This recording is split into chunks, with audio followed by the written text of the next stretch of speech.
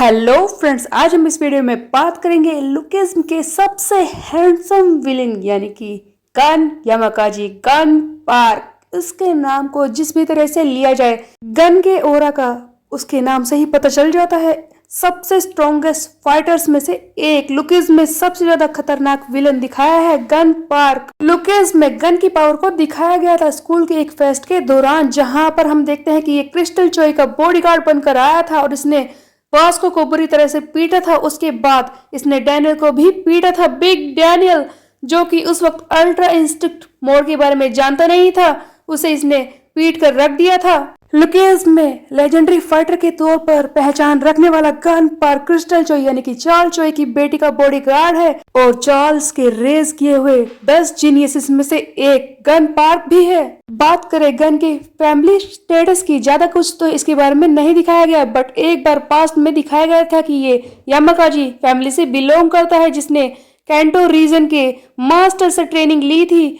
जब ये 10 साल का था उसी वक्त इसने क्योकुशिन कराटे सीखा था, उसमें मास्टरी हासिल कर ली थी।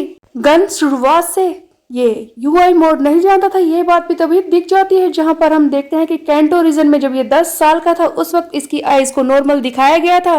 तो हो सकता है कि बाद में इसने अपनी पावर से मास्टरी हासिल कर ली हो। गन की ताकत का इसी बात से पता लगाया जा सकता है कि 10 साल की उम्र में ही इसने अपने ही मास्टर को और उसके सारे साथियों को मार दिया था, जिसने इसे क्योकुशिन कराटे सिखाया था। पूरी कैंटा फैमिली को इसने खत्म करके रख दिया था और उसी फैमिली का मगामी कैंटा इसे मारना चाहता है। इसके खतरनाक होने का इसी बात से पता चल सकता है कि इतनी छोटी सी उम्र में ही इसने खतरनाक तरीके से सबको मारा था।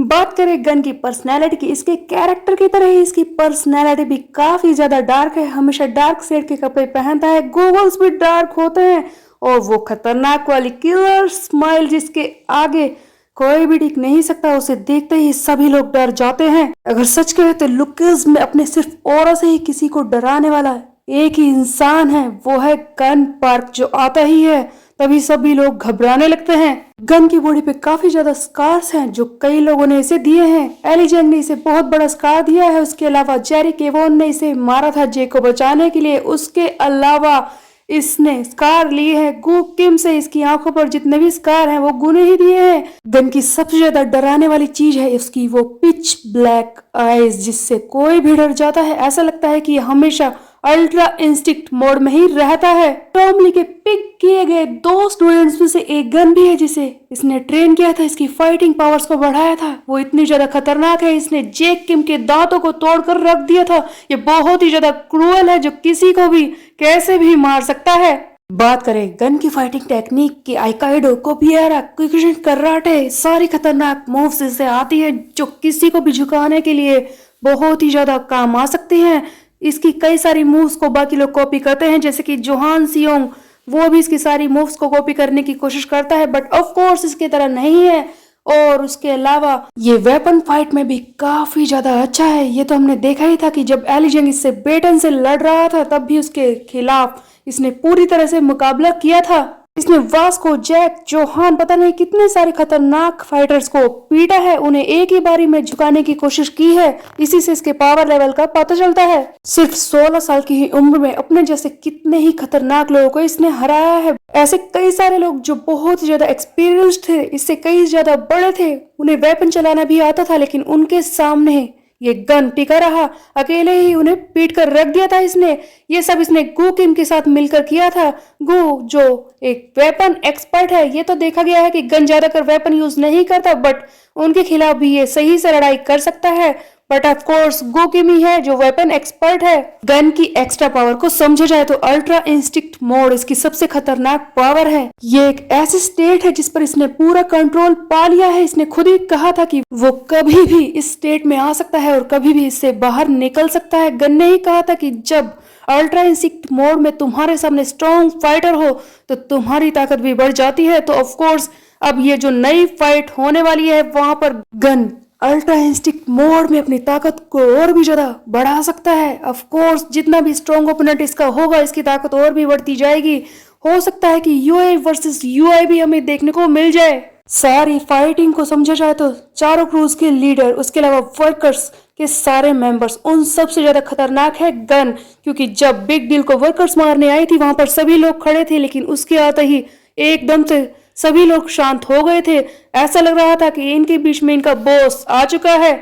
ये सारी बात करते हुए गन के बारे में एक डायलॉग है जो इसकी ताकत को जस्टिफाई कर सकता है, इसकी सारी चीजों को एक ही बारे में बता देगा, और वो है Violence, violence, violence. I hate violence and I avoid it. But violence likes me. आगे एक बात करें गन की ताकत की, तो 4 मेजर क्रूज को अपने ही ताकत के बल पर खड़ा करने वाला, उन्हें चलाने वाला, उन्हें कंट्रोल में रखने वाला सिर्फ अकेला गन पार्क ही है। गू ने ही कहा है कि 4 क्रूज से उसका कोई लेना देना नहीं है। गन ने एक बार डैनियल से भी कहा था कि फर्स्ट जनरेशन का कोई भी किंग इसके सामने टिक नहीं सकता। सो बेसिकली फर्स्ट जनरेशन के सारे किंग तो इसे पीट ही जाएंगे, लेकिन यहाँ पर बस एक ही बचा है, जेम्स ली, जो प्रीवियस जनरेशन का लेजेंड था, यानी कि फर्स्ट जनरेशन का। क्या वो इसके सामने टिक पाएगा? यही कई सारे लोगों के मन में सवाल है। देखा जाए तो इन दोनों की फाइट के नतीजे के बारे में अभी से बोलना ज्यादा सही नहीं होगा, क्योंकि हमने जेम्स ली की ताकत को ज्यादा देखा नहीं है, बट उसने कई सारे खतरनाक किंग्स को मारा है, तो ऑफ कोर्स वो बहुत ही ज्यादा पावरफुल अपने टाइम में रहा होगा। लेकिन क्या वो गन को हरा सकता है? क्या वो उसे पीट सकता है?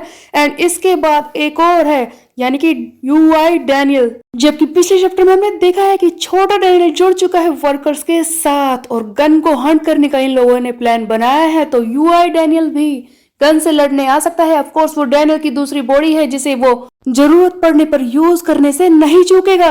अगर गन को सचमुच इन लोगों ने मिलकर खत्म कर दिया तो ऑफ कोर्स चार्ल्स चॉय की आधी से ज्यादा ताकत खत्म हो जाएगी। बट इसके पास और भी स्ट्रॉन्ग फाइटर हैं, जैसे कि गू किम, टॉम ली। बट देखा जाए तो गू किम ने अपने ही एक पूरा क्रू बनाने की तैयारी कर ली है। वो काफी ज्यादा मिस्टीरियस है, उस चार्ल्स चॉय के खिलाफ भी कुछ भी कर सकता है, तो उसका कोई भरोसा नहीं है। इसीलिए गन अगर खत्म हो गया तो चार्ल्स चॉय की ताकत भी खत्म हो सकती है, बट गन को खत्म करने वाला यहाँ पर कोई भी दिखाई नहीं दे रहा।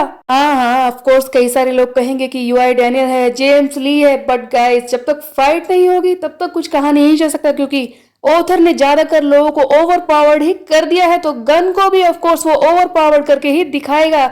गन इस कहानी के लिए कितना ज्यादा जरूरी है ये बात तो इसी बात से पता चलती है कि एक टाइम ऐसा आया था जहां पर हर कोई ऐसा लग रहा था कि गन से जुड़ा है, उसका पास्ट गन से जुड़ा है। किसी के बारे में कुछ बताना हो, उसकी फाइटिंग के बारे में बताना हो, उसके पास्ट में कुछ भी बताना हो, हर एक चीज में गन ही सामने आता था। ऐसा लग रहा था कि सब कुछ गन ही कंट्रोल कर रहा है, जैसे कि 4 क्रूज, उनके लीडर्स, उनका पास्ट, उनकी कहानी, सब कुछ गन से रिलेटेड है, जिन्हें गन ने ही बर्बाद किया था।